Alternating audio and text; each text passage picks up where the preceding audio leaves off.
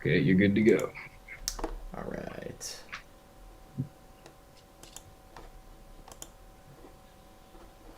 All right, can everyone see that? Yep, we're good. Excellent.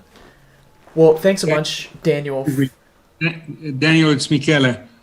May I Hi. suggest that you record this because you're going to wind up using this again with newer members to your group, and this is going to be a very important presentation. Okay. Thank you. Yeah, sounds good.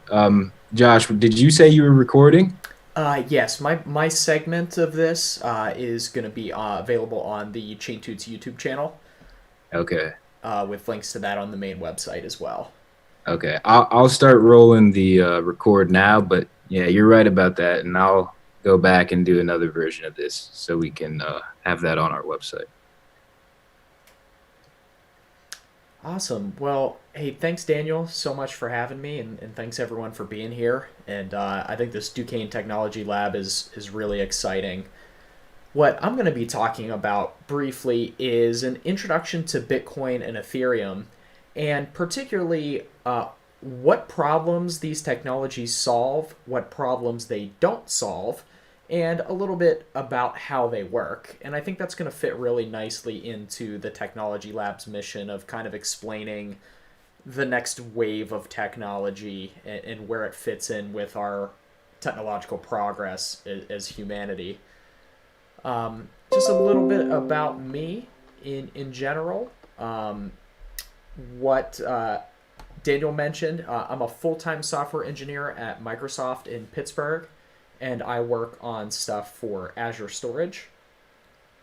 So my day job is not blockchain technology, but it's something that I'm really interested in. And so I have this side project where I get to do presentations like these, and I put out regular educational videos and articles on my website breaking down the core concepts of how blockchain, Bitcoin, Ethereum, and those sort of technologies work and why I think they're useful.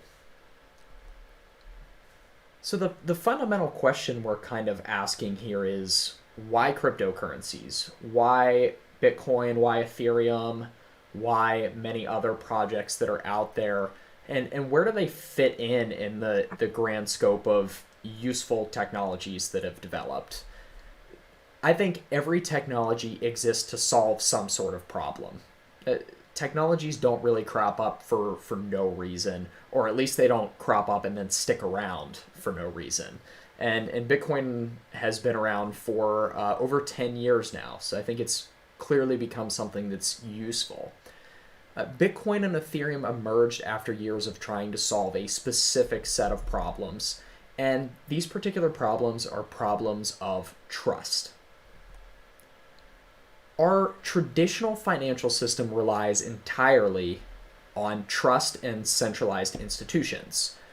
So, the currency that we use as our main medium of exchange and store of value, at least in the United States, is the United States dollar, which is issued by the US Federal Reserve based on their own chosen economic policy, right? It's not something that's democratized.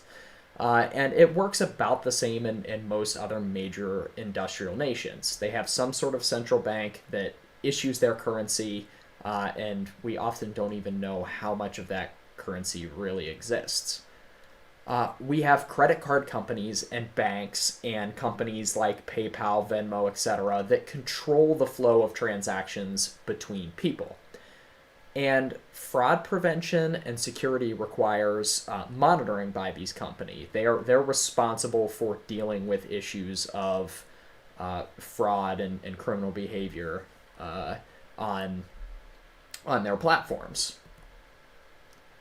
And you know, I would say honestly, for the most part, this centralized model does work. I mean, most of us use banks and credit cards and those sorts of things, and are able to transact and participate in the economy. The problem is this model works until it doesn't. And there are a lot of reasons why this current model actually doesn't work very well at all. First of all, inflation and national debt. Many economic schools of thoughts propose that this really hurts savers. and inflation could be bad for economic stability in a country. The second thing that I think is even more important is that censorship is real. There are many legal industries that don't hurt anyone, that can't transact via these normal means that we use in the 21st century, like credit cards, because of censorship by companies. So think legal cannabis or the adult industry, right? In states where cannabis is legal, you have to go in with cash or even maybe a debit card using certain loopholes to be able to buy what you want. Those companies are excluded from the financial system that most of us use. And fraud and lack of good digital security is really inherent in the credit card system. This system is broken by design when it comes to security. Or I shouldn't say broken by design, but broken fundamentally in the way that it works. There were some fairly useful early attempts to remedy this problem that didn't quite work out. So there were some digital all online currencies that were the precursors to Bitcoin, such as DigiCash. And these used digital signatures for transactions. So instead of a bank having to verify that you own some amount of money, you could cryptographically prove your identity and that you were the rightful owner of some funds that you were going to send off to someone else. The problem with these early systems were that they still required central institutions to process transactions and make sure that you couldn't, for example, spend your $100 balance of DigiCash twice. This is actually a really hard problem to solve, called the double spend problem. But in comes Bitcoin to solve this set of problems around trust and centralization in money in a very unique way. And it solved these problems using kind of a conglomeration of early attempts. So Bitcoin combines ideas such as the use of digital signatures in transactions and also proof of work to create a truly trustless, decentralized, and peer-to-peer system of money. Bitcoin operates in such a way that there are no central institutions involved in any transaction. It really is peer-to-peer in the way that BitTorrent file sharing is peer-to-peer. The transaction goes right between you and the receiver without having to go through some clearinghouse that determines whether or not that transaction is going to be allowed. Roughly how Bitcoin works compared to the traditional system is that each user has a Bitcoin wallet, which is just a piece of software that stores what are called cryptographic private keys.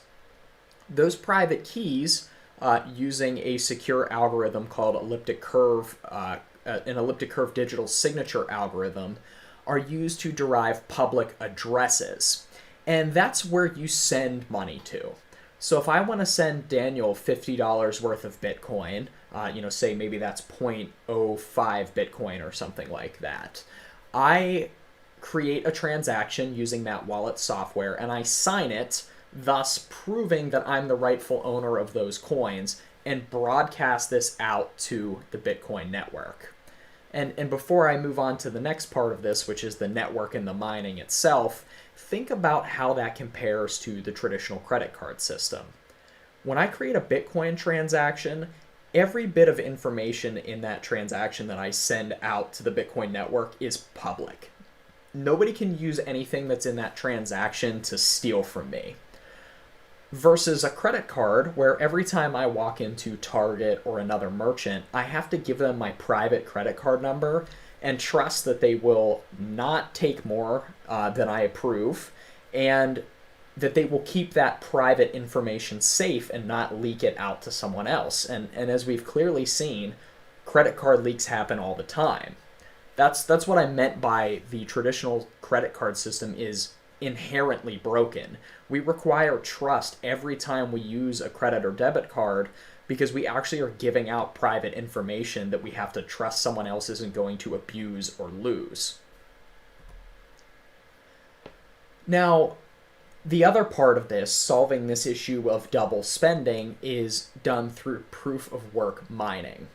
So, people running special implementation of the Bitcoin software called miners use this specialized hardware to solve a really complicated and computationally difficult problem called proof of work.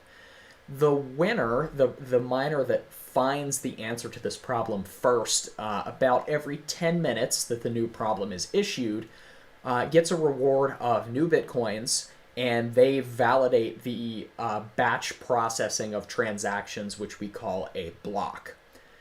Now, once this problem is solved, it's very easy for every other node on the Bitcoin network to verify. So every other person that's running the Bitcoin node software validates all of these blocks and transactions to ensure that others are following the rules. So if some individual party decides they want to try to pass off a fraudulent transaction, every other node on the network is going to see that it's not following the rules of cryptography set out by the protocol and simply reject that block and reject that transaction. There's a lot going on here, and everyone listening might not understand all of these concepts right away. So don't feel discouraged by that. This is kind of a really high level overview of how this protocol works. But the important thing is, based on digital signatures and proof of work and some other parts of the Bitcoin protocol, we can know that we don't need trust to transact. So this solves a very difficult problem that wasn't solved for a long time of how can we do a system of money? How can we transact with each other without having to have central institutions that we trust to verify the transactions themselves? We can do this now with Bitcoin thanks to a really clever implementation of cryptography. So the critical properties of Bitcoin are that it is decentralized and peer-to-peer. We don't need trusted institutions to verify that I own money, that Daniel is the new rightful owner of some money I send to him, or anything like that. Because of this decentralization, this lack of trusted institutions, Bitcoin is censorship resistant. So there's no authority that can stop or censor any transactions. And finally, because of those two above properties, Bitcoin is also the first truly borderless and global currency. There are no restrictions on who you can send Bitcoin to anywhere in the world for any reason. So I can send money to somebody in a country that is traditionally maybe censored or traditionally just doesn't have Western Union or money transfer services available to it for infrastructure reasons. With Bitcoin, somebody in a country that has ready access to cell phones and data plans, but maybe not traditional banking, can now participate in the global economy. And that's something that's really powerful, and a problem that has existed for a long time that is now solved by a system like Bitcoin. Now, I'm not a person that wants to sell blockchain as the solution to every problem. I think sometimes people get that bug in the industry because we're all so excited about the possibilities, but Bitcoin doesn't do everything well. For one thing, Bitcoin in particular as a cryptocurrency has not proven to scale well. High transaction fees and network congestions have made this technology less accessible for individuals in developing areas. I'm aware of proposed and sort of beta level second layer technologies like the Lightning Network, but to be honest, my opinion is that the user experience is kind of a mess right now. They don't work super well for bringing on new users into those systems yet. So I don't think Bitcoin is ready for global commerce yet, and that's something that the community as a whole needs to work on. Energy consumption for proof of work mining is brought up often as well. That is somewhat of a problem. I have it in question marks because I think personally, all of the energy consumed by Bitcoin mining must be far less than all of the energy and resources consumed by the infrastructure that traditional central banking requires. I think all of the buildings and all of the printing and everything that goes into U.S. dollars and corporate banks is not likely to outpace Bitcoin energy consumption which could entirely replace those institutions potentially. And Bitcoin in particular isn't quite as programmable as other chains for other applications, but we're going to get into the next bit of technology that can solve that problem as well, and that is Ethereum.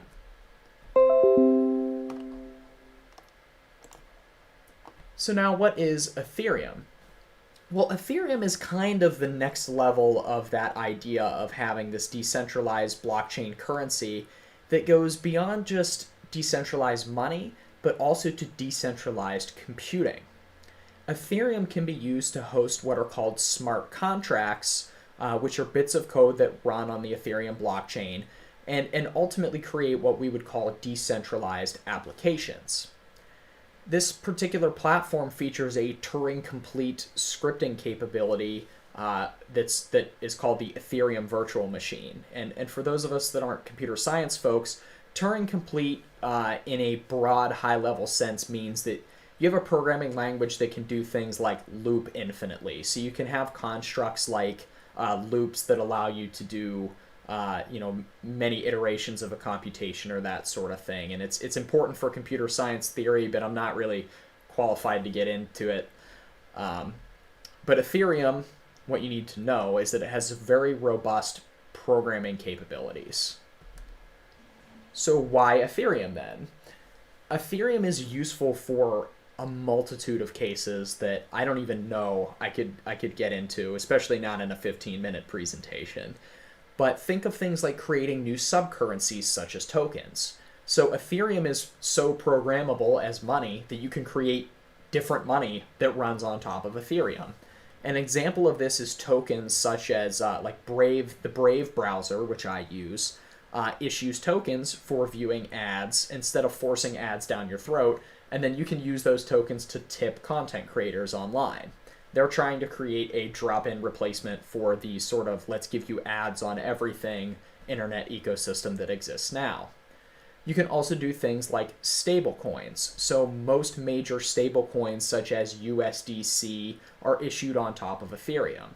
And that allows you to have an asset that's pegged directly to the US dollar, and it's useful for things like transfers and trading applications. We could create non-fungible tokens, which are tokens that represent a singular, distinct asset. So for example, a demo of this that I did for my channel is I created a blockchain lawnmower. I created a token that represents my old 1997 lawn tractor that I used to have. And I set it up so that you could plug in a USB device with a private key and prove that you were the rightful owner of that lawnmower using digital signatures. So we could have a potential future where we exchange assets like cars on a blockchain using NFTs instead of using the DMV. I don't know about you, but I don't like dealing with the DMV. I think it'd be pretty stinking sweet if I could sell somebody a car and transfer the title to them by creating an Ethereum transaction. I mean, that's magical. We could do things like decentralized voting and many, many more possibilities that I don't have the knowledge or the time to enumerate. But there's a lot you can do with this platform. What Ethereum doesn't do well is things like performant computing. You know, if you have to do a really CPU or GPU intensive computing operation, you want to go out and use, Azure VMs or AWS VMs or something like that, or a supercomputer. Ethereum places limitations on the amount of computing resources you're allowed to use because this network is a global shared resource. You really only want to use Ethereum for applications where decentralization and trustlessness matter most. So again, something like being able to trustlessly trade non-fungible tokens that represent a house or a car, or do decentralized voting of some sort, decentralized governance. Those are the kinds of use cases for Ethereum. And another important problem is that bugs in Ethereum smart contracts or decentralized applications can be pretty catastrophic, as we've seen examples of. Millions of dollars of value can be lost in an instant due to a bug. I'm kind of glad I don't work on DApps. I'm glad I work on stuff where I have a little more time and leeway to make mistakes as a software engineer. And that's something important to think about when dealing with these dApps. In summary, in my humble opinion, I think that these technologies are of tremendous benefit to society because this is the first time we have the option to transact or do computing operations with each other without having to rely on trust. And that's a really, really important thing. Solving issues of decentralization creates more opportunities for people in emerging markets. It creates opportunities to stand up to censorship. And it creates opportunities for us to be a more global society and interact with each other without the sort of borders that are in place in the traditional system. It's not perfect for every use case, but it offers us choice, and it offers us a choice that we didn't have before. In general, when it comes to technology, I am a massive believer in choice. I worked for Microsoft, which is a massive company that used to have a really bad reputation for monopolizing the technology market. I love many of the products that Microsoft's build, and I'm proud to work on those technologies. But I'm also a huge fan of open source and was long before I made computer science my day-to-day profession. So I love Linux, I love LibreOffice, I love all of these different options because it gives us choice, and that's important. So where blockchain is going to fit in our future is giving us the ability to have more choice in how we choose to transact with each other. I think that matters. I think that's important, and I'm looking forward to seeing where this takes us next. So, Daniel, back to you, and I'm looking forward to hearing what James has to say. Thanks again for having me. Yeah, thanks, Josh. That was great. Definitely.